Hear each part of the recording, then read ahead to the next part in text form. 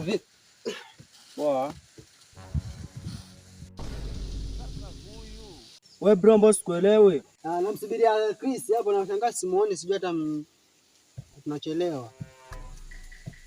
Asa umekuja umeketi tu hapo.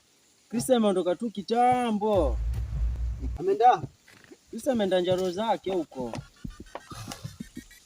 Laindi dili. Hata siwezi jua. Basi acha nimpigie basi. Acha nimpigie hapo. Sasa naondoka niambii. Kaka. Chris simu ameacha hapa kwenye moto, hapa kwenye sola hapa ndani. Acha nimpigie hivyo hivi.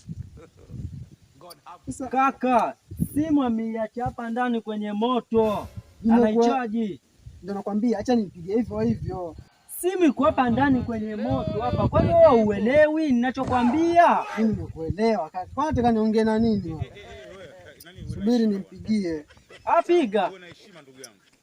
Kuwa na heshima na kuomba kuwa na heshima. Hiyo inaita ndio kachukue. Simu inaita kule kachukue. Ndio.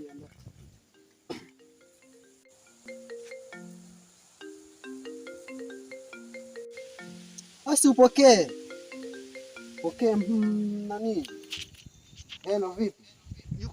Bro, nimekwambia mwenyewe hayuko.